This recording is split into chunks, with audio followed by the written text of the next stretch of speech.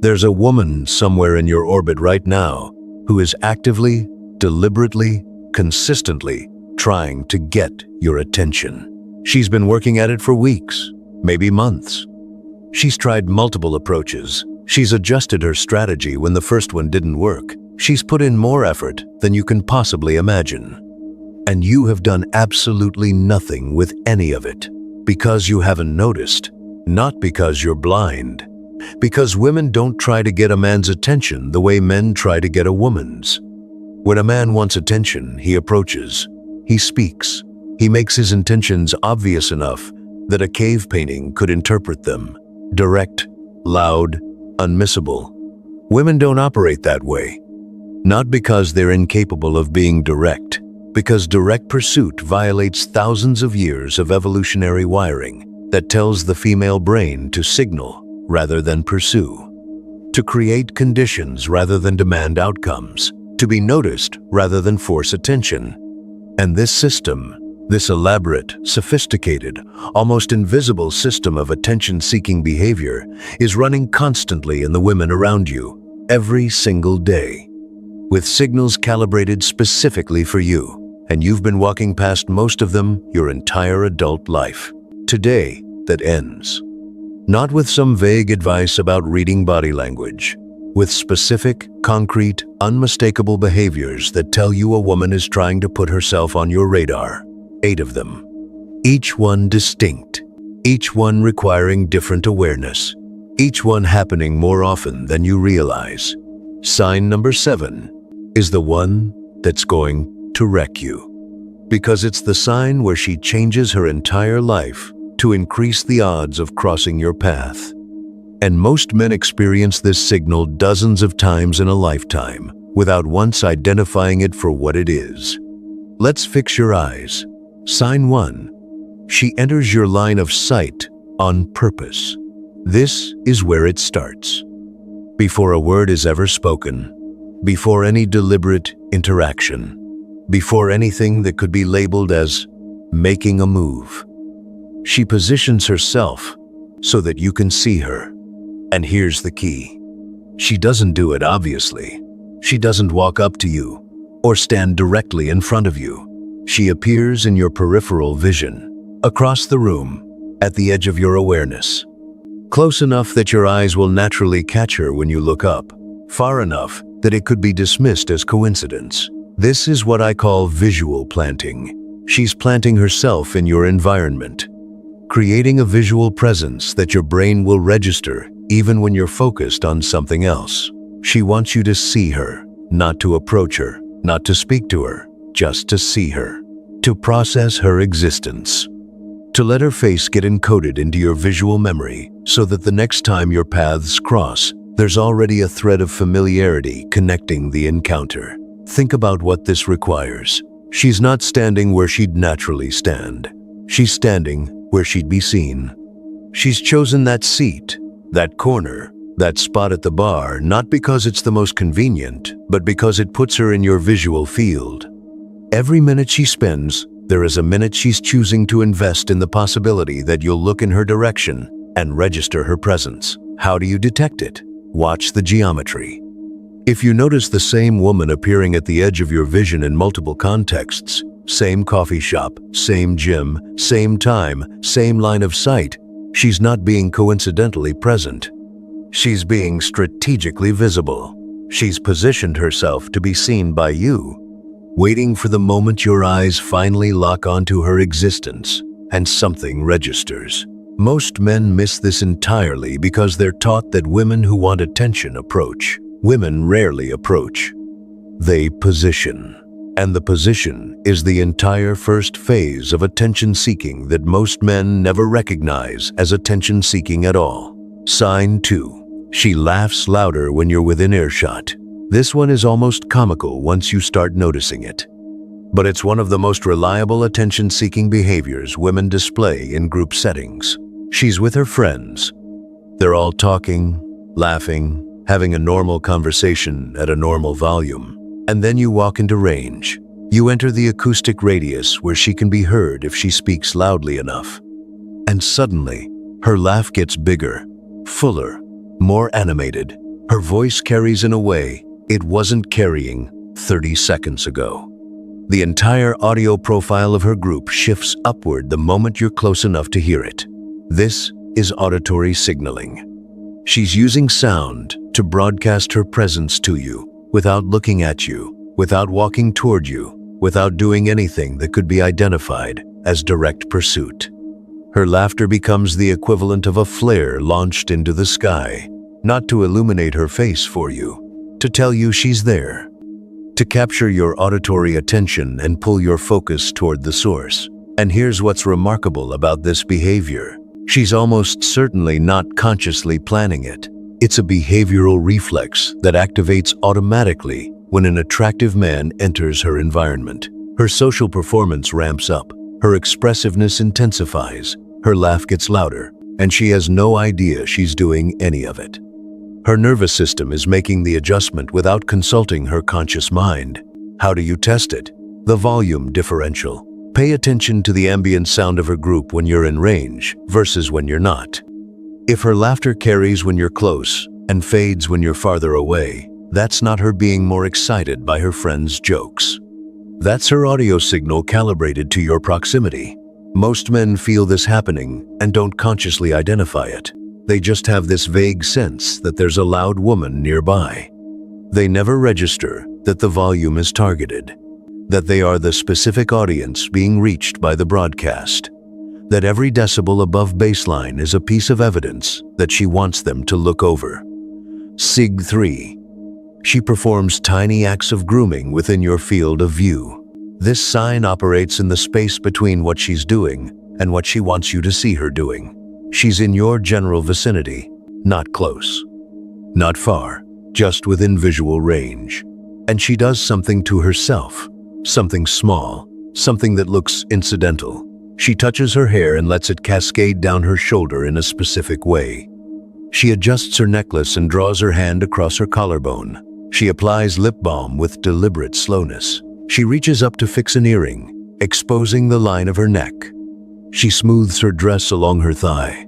She tilts her head back to drink from her glass in a way that extends the entire elegant line of her throat. None of these actions are necessary. Her hair didn't need fixing. Her lips didn't need balm. Her dress didn't need smoothing. These are performance behaviors, grooming rituals converted into silent visual broadcasts, designed to capture a specific type of attention from a specific kind of viewer. And here's the diagnostic that confirms it: the timing. If these self-touching behaviors cluster around moments when you're nearby, when you've just looked in her direction, when she's in your visual range, the behavior is triggered by your presence. She's performing these micro-rituals because you might be watching. The audience shapes the behavior. Without you in the vicinity, the grooming doesn't happen at this frequency or with this deliberateness. Research in nonverbal communication has documented this pattern extensively. Women in the early stages of signaling interest increase self-touching behaviors, particularly those that draw attention to features associated with attractiveness: the hair, the neck, the lips, the lines of the body. These behaviors serve two functions simultaneously. They draw visual attention to her most attractive features, and they signal availability by demonstrating grooming investment in her own appearance. The beautiful thing about this sign is that it's almost impossible to fake awareness of. She can perform the behavior. She can even be conscious that she's performing it, but she can't consciously generate the subtle, spontaneous quality that makes it effective. The best versions of this signal look entirely unintentional, which is why they work. Sign 4. She talks loudly about specific things within your hearing. This is a subtler version of the laugh signal, and it's one of the most intelligent, attention-seeking behaviors women deploy. You're nearby, not in her conversation, just within range of hearing her. And she says something specific, something calibrated to catch the ear of a man like you. Maybe it's an opinion about a topic you happen to care about. Maybe it's a detail about her life, her job, her interests, her hobbies, that she's essentially broadcasting into the air in case you're listening. Maybe it's a funny story designed to showcase her humor. Maybe it's a mention of something interesting she's doing that she wants you to know about. She's not talking to you. She's not even looking at you, but she's talking for you. Using her conversation with someone else as a delivery vehicle for information she wants you to receive. This is one of the most elegant forms of signaling because it preserves total deniability. If you never respond, she was just talking to her friend. Nothing happened, no risk, no rejection. But if you do respond, if you engage with something she said, if you lean in with a comment or a question triggered by her volume-calibrated performance, she has the perfect opening. Oh, you heard that? Yeah, I was just saying. And suddenly, you're in a conversation she engineered without ever appearing to engineer anything. The cue to detect this is content specificity. If a woman nearby is discussing topics that seem curiously relevant to your visible interests, loud enough for you to hear but aimed at someone else, she's broadcasting. Her book happens to be about something in your field. Her story happens to involve the exact activity you were just discussing with your friend. Her opinion happens to touch a subject you've been thinking about. That's not coincidence. That's content engineering. She's shaping her audible output to create hooks that might snag your attention. Every specific detail she mentions at elevated volume is a potential opening she's leaving in the air for you to grab. Sign 5. She creates reasons to be where you are. This sign moves beyond moments and into patterns, and it's where casual signaling becomes deliberate orchestration. You have routines, places you go, a gym, a coffee shop, a park where you walk, a bar where you meet friends on a certain night, a workspace you frequent. These routines form the predictable structure of your week, and anyone who pays attention to you will notice them. And somewhere, one of the women around you has noticed. And her own routine has started to quietly reshape itself around yours. She used to go to a different gym. Now she's switched to yours. She used to come to that coffee shop on Saturdays. Now she's there on Tuesday mornings, the day you always appear. She used to take a different walking route. Now she takes the one that crosses yours. She used to arrive at work at 9. Now she's there at 8:30, the time you stop by the break room. This is what I call orbital restructuring. She's not just running into you by chance. She's rearranging her own schedule, sometimes in significant ways, to increase the statistical probability that your paths will cross. She's converting random possibility into reliable occurrence. And here's what this tells you. This level of behavioral adjustment is not casual. It is an investment. Time, energy, and logistical rearrangement are all being spent in the hope of creating repeated low-pressure encounters that build familiarity over time. She's playing the long game. Not trying to force a single interaction, trying to make sure she's present enough in your environment that something, eventually, develops. How do you detect it? Ask yourself if there's a woman you keep seeing in unexpected places, not her regular places, yours. If the same person keeps appearing across multiple contexts in your life, gym, coffee shop, grocery store, work, favorite restaurant, she's not stalking you. She's orbiting you. She's made a decision, possibly unconscious, possibly entirely deliberate, that being where you are is worth restructuring her life around. That's not coincidence. That's infrastructure. She's building the infrastructure for something to develop, and all you have to do is start noticing the architecture she's constructed around you. Sign 6. She breaks normal social scripts to interact with you.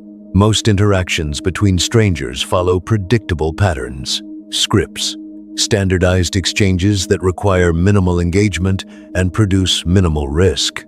Hi, how are you? Good. Thanks. What can I get you? I'll have this. Have a great day. You too. These scripts are social lubricant. They let us pass through the world without having to generate original interaction every time we encounter another human being. Women who want your attention break these scripts. She deviates from what the situation requires. The cashier who should be processing your transaction but instead asks you an unexpected question. The coworker who should be responding to your work email but includes a personal comment. The woman at the bar who should be ordering her drink but turns to comment on yours. The neighbor who should be passing by with a nod but stops to make conversation about something irrelevant. Each of these is a script break, a small deliberate rupture of the expected pattern. And script breaks don't happen randomly. They happen when someone has decided that the default interaction isn't enough, that the standard exchange won't deliver what they actually want, which is more engagement with you. The genius of the script break is how casual it can look. Oh, this is a nice jacket. Is it wool? She's not supposed to comment on your jacket. That's not part of her job, her role, or the transactional structure of the interaction. But she made a choice to insert that comment into the exchange, because commenting on your jacket creates an opening that ordering your coffee would never have created. Now, you're in a conversation, a brief one, but a real one that wouldn't exist if she hadn't deviated from the expected script. The detection method is simple. Ask yourself if a woman has recently said something to you that felt slightly outside the pattern the situation called for. A joke where no joke was necessary. A personal observation where none was expected. A question that wasn't part of the transactional flow. A comment that took the interaction somewhere it didn't need to go. That somewhere is where she wanted to take it. And the fact that she engineered the detour tells you she wanted more of you than the script was going to give her. Sign 7. She changes her behavior when you enter the space. This is the one that will wreck you, because it's the signal that's been running around you your entire adult life in 1,000 different variations, and you've probably never once consciously identified it. She's being one version of herself, animated but in a specific way, talking at a specific volume, sitting in a specific posture, engaged in a specific activity. And then you walk in, you enter the space. Your presence registers in her environment. And without any obvious moment of noticing, her behavior shifts. She sits up straighter, her posture opens, the expressiveness of her face intensifies. She laughs differently, she talks differently. She engages with whoever she's with in a more energetic, more attractive, more noticeable way. Her entire personal performance upgrades in the moments after your arrival, even though she hasn't looked at you directly and hasn't acknowledged your presence in any way that would be observable to you. This is what ethologists call audience effect. It's documented across the entire animal kingdom. The presence of a high-interest observer changes the behavioral output of the organism being observed. Male peacocks display more dramatically when females are watching. Male songbirds sing more elaborately when the right audience is in range.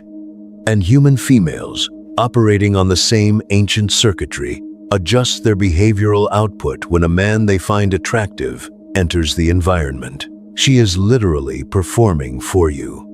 Not in a conscious, theatrical way, in a subconscious, biologically automated way. Her behavior system has detected your presence and calibrated her output to optimize for your potential observation. And here's the part that's going to haunt you. This has happened to you dozens of times, probably hundreds. You've walked into coffee shops, gyms, offices, parties, restaurants, and bars, and the women already present have subtly upgraded their behavior in response to your arrival. And you never once registered it happening. You felt a vibe. You noticed the energy of the room. Maybe you even thought, this place has a good feel to it. And you had no idea that what you were feeling was the collective behavioral adjustment of multiple people responding to your presence. The detection method requires you to develop peripheral behavioral awareness. When you enter a space, don't just look for who's looking at you. Feel for changes in the ambient behavior, volume shifts, posture adjustments, laughter patterns, expressiveness levels. If the room gets subtly more alive in the 30 seconds after you walk in, that's not atmosphere, that's feedback. And it's telling you that someone, possibly multiple someones, just registered your entrance and started performing for you. Sign 8. She tells other people about you. This is the final sign, and it's the one that operates entirely outside your direct observation. But if you have access to the information, it's one of the most definitive attention-seeking behaviors a woman can exhibit. She talks about you to her friends, to her coworkers, to people who know you and people who don't. She mentions you in conversations where your name has no reason to come up. She brings you into stories that don't require you. She uses you as a reference point, a comparison, an example. Your name and identity become tools she reaches for when constructing her social conversations, even in contexts where the mention serves no purpose other than putting your name in her mouth. And this behavior has a consequence she's counting on. Information travels. The more people she tells about you, the higher the probability that one of them will mention her to you, or mention you to her, or create some kind of connection that leads back to you hearing that she's been talking about you. She's planting seeds in a social network, knowing that some of those seeds will eventually produce a signal that reaches you. This is social amplification. And it's a deliberate, if often unconscious, strategy for multiplying her presence in your awareness. If she can't create direct interactions frequently enough, she can create indirect ones. Her friends mentioning her around you. A mutual acquaintance bringing her up in conversation. A comment from a coworker that seems innocuous, but originated 3 conversations ago with her asking about you. She's building a web of associations that eventually ensnares your attention, not by approaching you, but by becoming a presence in the conversations of people connected to you. Her name keeps coming up. Her opinions keep being referenced. Her existence keeps being mentioned in contexts that bring her closer to your mental space without ever requiring her to cross the physical distance. How do you detect it? Pay attention to how often her name surfaces in your conversations with others. If multiple people in your social circle have mentioned her recently, that's a signal. Either she's an unusually popular topic of conversation in general, which is rare, or she's been actively inserting herself into conversations that circulate back toward you. Track the pattern. Notice the repetition, and recognize that a name that keeps appearing in your orbit through third parties is not a name appearing by chance. She's not stalking your social network. She's using it, weaving herself into the fabric of your relational world so that even when she's not physically present, she's conversationally present. Even when she's not in the room, the idea of her is circulating through the rooms adjacent to yours. And eventually, if she does this long enough, that idea becomes impossible to ignore. Here's the truth about attention-seeking behavior from women. It's not a single act. It's a pattern. A sustained, multi-layered, deliberately calibrated pattern of signals designed to register on your awareness without triggering the rejection risk that direct pursuit would involve. Women signal. That's the strategy. That's the entire system. And the system operates continuously across dozens of small behaviors, in multiple contexts, over weeks or months, waiting for the right man to finally read the pattern and respond accordingly. If you don't read the pattern, nothing happens. She moves on, not with bitterness, not with complaint. She simply absorbs the lesson that you weren't receptive and redirects her attention elsewhere. The attempt never announces itself. The withdrawal never announces itself. The entire cycle can begin and end without a single direct word being spoken. That means every signal you miss has already cost you something. Maybe just an interaction, maybe a connection. Maybe, in some cases, the relationship that might have changed your life if you'd been paying attention when the opening window was still open. I'm not telling you this to scare you. I'm telling you because most men spend their entire lives believing that women aren't interested in them, when the reality is that women have been interested multiple times and the signals were invisible because nobody taught you how to see them. The absence of obvious pursuit got interpreted as absence of interest, when the truth was that the pursuit was present, just operating on a frequency you weren't tuned to. Tune in, starting today. The next time you're in a public space, shift your awareness. Don't just look, observe. Notice who's positioning themselves in your line of sight. Listen for the laughs that get louder when you're near. Watch for the self-grooming behaviors that time themselves to your proximity. Pay attention to the casual topics being discussed just within your earshot. Track which faces keep appearing in your routines. Register the script breaks. Feel the audience effect. Listen for your name in conversations you didn't expect to include it. The signals have been there. The question is whether you're finally going to see them. If this video shifted something in how you experience the world, subscribe. This channel is built for men who are done sleepwalking through their own lives. Men who want to perceive what's actually happening in the spaces they inhabit, not what they've been trained to assume is happening. Drop a comment and tell me which sign made you realize something you've been missing. Tell me the memory that resurfaced. The woman you now realize was trying, the pattern you finally recognized. Because I guarantee every man watching this has at least one of those memories. And naming them out loud in the comment section, in a space where other men are having the same realization, is going to be one of the most validating experiences you've had in years. You are not invisible. You never were. You just haven't been trained to see the people who've been trying to get your attention this whole time. Now you are. See you in the next one, and keep your eyes open.